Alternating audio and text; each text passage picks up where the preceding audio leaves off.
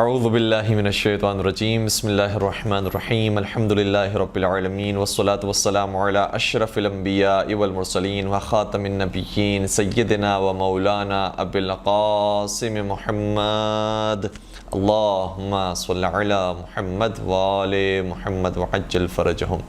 وعلى أهل بيته الطيبين الطاهرين المعصومين المظلومين ولعنة الله على أعدائهم أجمعين. أما بعد فقد قال الله تبارك وتعالى في محكم كتابه المجيد وفرقانه الحميد بسم الله الرحمن الرحيم ومن يعظم شعائر الله فإنها من تقوى القلوب. درود پڑھ دیجئے محمد و آل محمد پر. اللهم صل على محمد و آل محمد وعجل فرجهم. سامعین گرامی، آج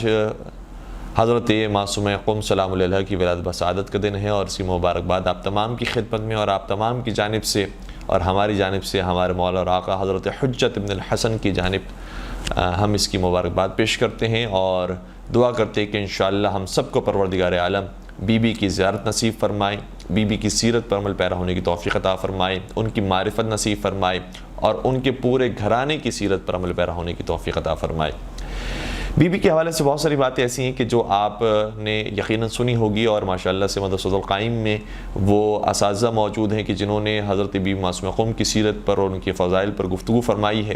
لہٰذا بہت زیادہ ہم ڈیپ نہیں جائیں گے بی بی کے فضائل کے اعتبار سے، چند ایک باتوں کو بیان کرنے کی کوشش کریں گے اور مقدمتاً بی بی کی شخصیت کے حوالے سے جو موٹی موٹی باتیں ہیں وہ آپ کی بیان کر دیں تاکہ اندازہ ہو کہ ہم کس ذات کے بارے میں گفتگو کر رہے ہیں۔ حضرت بی بی معصومہ قم سلام علیہ ساتویں سرکار حضرت امام موسیٰ کاظم علیہ السلام کی صاحبزادی ہوتی ہیں، اور خاص بات یہ ہے کہ ساتویں امام کی بہت ساری اولاد تھی، ان کی بیٹی بھی بہت تھی، ان کی بیٹیاں بھی بہت تھیں، اور ظاہراً روایات کے مطابق 34 یا 35 اولاد ساتویں سرکار کے بیان ہوئی ہیں، اور اس کی بہت سی وجوہات ہیں، اور وجوہات میں سے ایک وجہ یہ ہے کہ چونکہ ظالم حکمران سادات رسول کا قتل کرنا چاہتے تھے اور آل رسول کو شہید کر کے ان کی نسل کو منقطع کرنا چاہتے تھے، تو اس طریقے سے بھی ساتویں سرکار نے آل رسول کی حفاظت کی اور اولاد رسول کا سلسلہ اور رسول کی نسل کا سلسلہ جاری و ساری فرمایا۔ تو بہت سارے بی بی معصومہ قم کی بہنیں اور بھائی ہوتے ہیں، لیکن شرف کی بات یہ ہے بی بی کے لیے کہ بی بی اس ماں سے اور اس مادر گرامی سے پیدا ہوئی ہیں کہ جس مادر گرامی سے حضرت امام علی رضا علیہ السلام کی ولادت بھی ہوئی ہے، یعنی حضرت امام علی رضا علیہ السلام سے بی بی کا تعلق سگے بھائی بہن کا تعلق ہے، یعنی وہی تعلق جیسے امام حسین صلی اللہ علیہ وسلم کا شہزادی زینب کبریٰ سلام اللہ کے ساتھ ہے، وہی تعلق حضرت بی بی معصومہ قم کا مولا امام رضا علیہ السلام کے ساتھ ہے۔ چونکہ مولا متقیان نے بھی بہت سی بعد میں شادیاں کی ہیں اور بہت سی اولاد ہوئی ہیں، لیکن جو سگی رشتہ داری بی بی زینب اور بی بی اور امام حسین صلی اللہ علیہ وسلم میں ہے، وہی سگی رشتہ داری حضرت بی بی معصومہ قم اور حضرت امام علی رضا علیہ السلام میں ہے۔ اور بعض علماء بیان فرماتے ہیں کہ ان کے علاوہ اور کوئی دوسرا بھائی اور بہن نہیں تھا کہ جو ان کے ساتھ سگا رہا ہو۔ البتہ بعض مورخین نے لکھا ہے کہ ایک اور بیٹے ہوتے تھے ساتویں امام کے کہ جو انہی زوجہ سے ہوئے تھے، ان کا نام جناب فضل تھا، جناب فضل ابن موسیٰ، لیکن بہرحال یہ شرف بھی حضرت بی بی معصومہ قم سلام علیہ کو نصیب ہوا ہے۔ اب ہم سوال کرتے ہیں کہ دونوں شخصیات کی مادر گرامی کون ہیں، اور یقیناً اس کا جو جواب ہے بڑا تعجب انگیز ہے کہ بی بی معصومہ قم سلام علیہ کی والدہ گرامی کا نام جناب نجمہ خاتون ہے، اور جناب نجمہ خاتون وہ ہیں کہ جو سادات رسول میں سے نہیں ہیں یا قبیلہ قریش میں سے نہیں ہیں، اور یہ کہنا چاہیے کہ بلکہ عرب ہی نہیں ہیں، عجم سے ان کا تعلق ہے۔ اور بی بی جناب نجمہ خاتون تشریف لاتی ہیں، اور اس کے بعد ایک خاص اہتمام کے بعد ساتویں سرکار سے ان کا نکاح طے پاتا ہے، اور اس کے بعد حضرت امام علی رضا علیہ السلام اور حضرت معصومہ قم سلام علیہ کی ولادت ہوتی ہے۔ تو یہ کوئی انوکھا واقعہ نہیں ہے کہ جو جناب نجمہ خاتون کے ساتھ پیش آیا ہے، بلکہ ہماری بہت سارے ائمہ علیہم السلام وہ ہیں کہ جن کی مائیں اور جن کی مادران گرامی عربوں میں سے نہیں تھی بلکہ عجم سے تھیں، اور کئی ساری ایسی تھیں کہ جو ویسے اپنے ملک کے اندر شہزادی تھیں، لیکن بہرحال کسی جنگ کی وجہ سے کنیز بنا کر لائی گئی اسلامی ممالک کے اندر اور اسلامی ملک کے اندر، اور اس کے بعد پھر ائمہ اطہار السلام نے ان کا انتخاب کیا، اور اس کے بعد ان سے جو نسل آگے بڑھی ہے وہ عصمت و طہارت کی نسل ہے جو آگے بڑھی ہے۔ مثال کے طور پر حضرت امام زمانہ عجل اللہ تعالیٰ فرجہ شریف کی والدہ گرامی حضرت نرجس خاتون سلام اللہ علیہ، وہ بھی روم سے تعلق رکھتی تھی اور روم کی شہزادی تھی، اور اس کے بعد پھر امام زمانہ علیہ السلام کی والدہ قرار پائی ہیں۔ اور اگر ہم اس پورے سلسلے کو بیان کریں، گرچہ اس کے اندر بعض جگہوں پر اختلاف بھی پایا جاتا ہے کہ جو ان کی مادر گرامی ہے کیا ان کا تعلق فلاں علاقے سے تھا یا فلاں علاقے سے تھا، ان کا نام کیا تھا، فلاں نام تھا یا فلاں نام تھا، اس حوالے سے کچھ اختلافات بھی موجود ہیں۔ لیکن ہم مشہور باتوں کو اگر آپ کی خدمت میں رکھیں کہ جو عوام الناس کے درمیان بھی معروف ہیں اور علماء کے درمیان بھی معروف ہیں، تو امام زین العابدین علیہ السلام کی مادر گرامی یعنی حضرت امام حسین علیہ السلام کی زوجہ مطہرہ جناب بی بی شہربانو، وہ بھی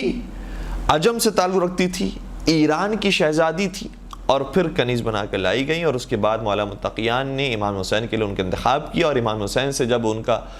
رشتے ازدواج طے پایا تو اس کے بعد حضرت امام زین العابدین علیہ السلام کی ولادت کا اہتمام ہوا۔ تو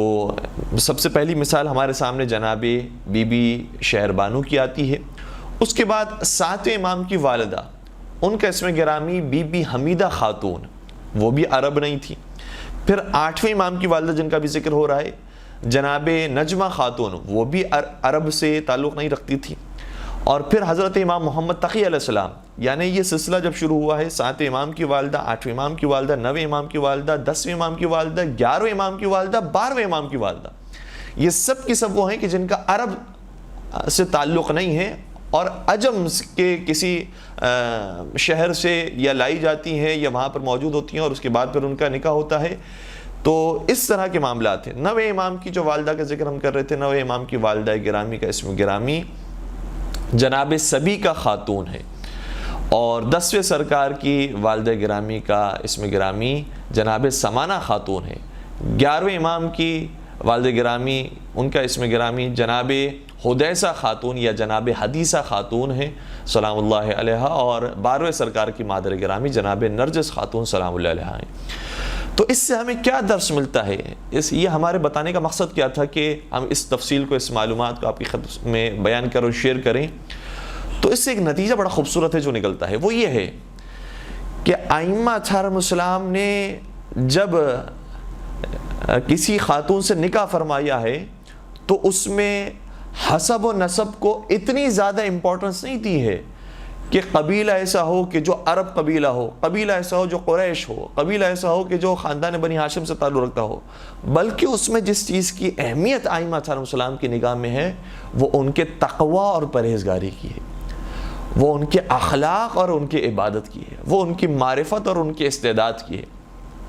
اسی لیے اگر ہم بات کریں جناب نجمہ خاتون کی کہ جن کا آج ذکر ہو رہا ہے، تو 7ویں سرکار بھی بیان فرماتے ہیں اور 8ویں امام بھی بیان فرماتے ہیں، اور دیگر ائمہ سے بھی یہی بات نقل ہوئی ہے کہ علم اور تقوی اور ان کی معرفت کے اندر کوئی ان کا ہم پلہ نہیں تھا۔ بلکہ ہم تھوڑا سا اس واقعے کو بھی ذکر کریں کہ کس طریقے سے وہ امام سے رشتے ازدواج میں منسلک ہوئی ہیں۔ تو امام نے، 7ویں سرکار نے اپنے غلام کو بھیجا کہ کچھ کنیزیں جو فلاں شخص کے پاس موجود ہیں، اس میں سے ان اوصاف کے ساتھ ایک کنیز ہوگی، اس کا انتخاب کرو اور اسے خرید کر لاؤ۔ جب وہ شخص گیا تو 7-8 کنیزوں کو اس نے سامنے پیش کیا، لیکن جن اوصاف کا امام نے ذکر کیا تھا اس نے کہا کہ ان اوصاف کی کوئی بھی کنیز انہیں پیش نہیں کی ہے، اور امام نے اگر فرمایا ہے کہ یہ کنیز تیرے پاس موجود ہے تو یقیناً موجود ہوگی۔ جب وہ اوصاف بیان کی گئی تو وہ شخص حیران ہو گیا اور کہا کہ ہاں میرے پاس یہ کنیز موجود ہے، لیکن یہ تمہیں کیسے معلوم ہوا؟ اور وہ کنیز ابھی مریض ہے، علیل ہے، بیمار ہے، اس لیے میں تمہارے سامنے پیش نہیں کر سکتا۔ اس نے کہا کہ اگر یہ معاملہ ہے تو ٹھیک ہے، میں اپنے امام کے پاس جاتا ہوں اور بیان کرتا ہوں۔ امام سے یہ سارے ماجرے کو بیان کیا۔ امام نے فرمایا کہ چاہے وہ مریض ہو یا کسی بھی بہانے سے وہ منع کرتا ہے کہ اس کو میں تمہارے سامنے فروخت کے لیے پیش نہیں کر سکتا، اسے کہو کہ امام نے اور اولاد رسول نے انہیں طلب کیا ہے، اور جو بھی ان کی قیمت بنتی ہے وہ ہم ادا کرنے کے لیے تیار ہیں۔ جب یہ ماجرا دوبارہ سے پیش آیا اور کہا کہ یہ میں اپنے لیے طلب نہیں کر رہا بلکہ اپنے مولا اور آقا حضرت امام موسیٰ کاظم علیہ السلام کے لیے اس کنیز کا انتخاب کر رہا ہوں، تو پھر اس کے ذہن میں کچھ باتیں آئیں اور اس نے کہا کہ میں نے تو یہ عذر اس لیے پیش کیا تھا کیونکہ وہ بہت پاک دامن، بہت پاکیزہ خاتون ہے، اور جس شخص نے مجھے ان کو فروخت کیا تھا اس نے کہا تھا کہ یہ کسی اور سے شادی نہیں کریں گی، اور بیان کیا گیا ہے کہ ان کا انتخاب صرف وہی شخص کرے گا جو اس دنیا میں افضل ترین ہوگا اور عابد ترین شخص ہوگا، وہ اس خاتون کا انتخاب کرے گا۔ تو جب تو نے یہ کہا ہے کہ اولاد رسول میں سے حضرت امام موسیٰ کاظم علیہ السلام سے نے انہیں طلب کیا ہے، تو پھر میں اس شرط پر دینے کے لیے تیار ہوں کہ میں تجھے فروخت نہیں کر رہا بلکہ تیرے امام حضرت امام موسیٰ کاظم علیہ السلام کو فروخت کر رہا ہوں۔ اور اس طرح سے وہ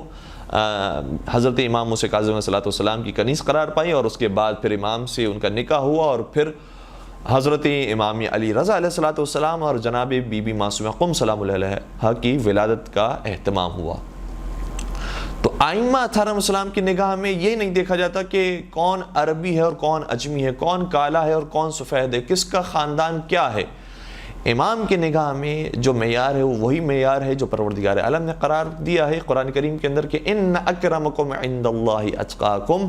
پروردگار کے نزدیک وہی محبوب اور پسندیدہ ہے اور وہی قابل احترام ہے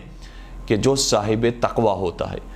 تو ائمہ اطہار السلام کی نگاہ میں بھی یہی معیار ہے کہ جو صاحب تقوی ہوگا وہ ائمہ اطہار السلام کی قربت کو اختیار کر سکے گا۔ اور اس کی مثال ہمیں خود پیغمبر اکرم حضرت محمد مصطفیٰ صلی اللہ علیہ وسلم کی سیرت میں بھی نظر آتی ہے کہ بہت سی شادیاں نبی اکرم نے فرمائی تھی، لیکن کسی سے بھی اولاد پیغمبر اکرم کو نصیب نہیں ہوئی۔ یا جناب خدیجہ طاہرہ سلام اللہ علیہا سے اولاد نصیب ہوئی ہے، یا اس خاتون سے نصیب ہوئی ہے کہ جو کنیز تھی، یعنی جناب ماریہ قبطیہ سلام اللہ علیہا۔ تو جناب ماریہ قبطیہ بظاہر اگر دیکھا جائے دنیاوی اعتبار سے تو ظاہری طور پر وہ مقام نہیں ہے کہ جو آزاد افراد کا مقام ہوتا ہے، جو عربوں کا مقام ہوتا ہے، جو قبیلہ قریش کا مقام تھا، لیکن خدا کی نگاہ میں یہ ظاہری مقام و مرتبے کی کوئی حیثیت نہیں ہے۔ ابھی ہم بھی آپ کے سامنے جو موجود ہیں، ظاہری طور پر ہم نے سر پر امامہ رکھا ہوا ہے یا دستار پہنی ہوئی ہے یا ابا قبا اوڑھی ہوئی ہے، لیکن نہ جانے کتنے لوگ ایسے ہیں کہ جو ہم سے بہت زیادہ بہتر ہیں، ہم سے بہت زیادہ عبادت گزار ہیں، ہم سے بہت زیادہ پروردگار کے قریب ہیں۔ تو دنیا کی نگاہ میں کبھی کبھار بہت ساری چیزوں کی اہمیت ہوتی ہے، لیکن پروردگار کی نگاہ میں ان چیزوں کی اہمیت نہیں ہوتی جو ظاہری طور پر ہماری نگاہوں کے سامنے ہوتی ہیں، بلکہ پروردگار باطن کو جانتا ہے، اس لیے جس کا باطن پاک اور صاف ہوتا ہے پروردگار کے نزدیک وہ محبوب اور مقرب ہوتا ہے۔ ایک درود پڑھ دیجئے محمد و آل محمد پر۔